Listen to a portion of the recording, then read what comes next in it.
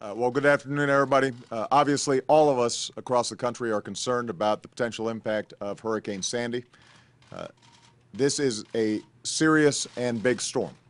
And my first message is to all the people across the eastern seaboard, mid-Atlantic, going north, that you need to take this very seriously and follow the instructions of your state and local officials, because they are going to be providing you with the best advice in terms of how to deal with this storm over the coming days.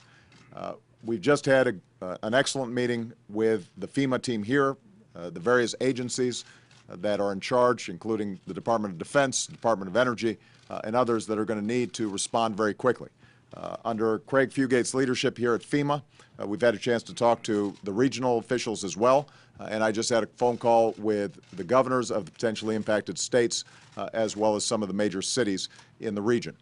At this stage, everybody is confident that the staging process, the pre-positioning of resources, commodities, equipment that are going to be needed to respond to the storm are in place. But as Craig has emphasized, this hasn't hit landfall yet. So we don't yet know where it's going to hit, where we're going to see the biggest impacts, and that's exactly why it's so important for us to respond big and respond fast as local information starts coming in. I want to thank all the members of the team for the outstanding work that they're doing, but the other thing that makes this storm unique is we anticipate that it is going to be slow moving. That means that it may take a long time not only to clear, but also to get, for example, the power companies back in to clear trees and to put things back in place so that folks can start moving back home. So my main message to everybody involved is that we have to take this seriously. The federal government is working effectively with the state and local governments. It's going to be very important that populations in all the impacted states take this seriously, listen to your state and local elected officials. My message to the governors as well as to the mayors is anything they need, we will be there. And we're going to cut through red tape. We're not going to get bogged down with a lot of rules. We want to make sure that we are anticipating and leaning forward into making sure that we've got the best possible response to what is going to be a big and messy system. So again, thank you, everybody. Craig, would you like to add something? Now, again, as the President says, it's going to really come down to the public heeding those evacuation orders, taking protective measures.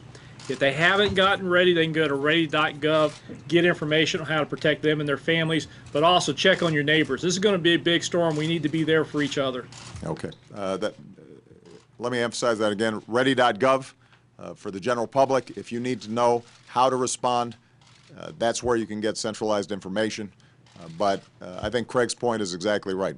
In times like this, one of the things that Americans do is we pull together and we help out one another. And so there may be elderly populations in your area. Check on your neighbor, check on your friend, make sure that they're prepared. If we do, then we're going to get through this storm just fine. But we're going to have to make sure that we are vigilant and vigilant for a couple of days. Don't anticipate that just because the immediate storm has passed that we're not going to have some potential problems in a lot of these communities going forward through the week. All right? Thank you very much, everybody. Any impact on voting?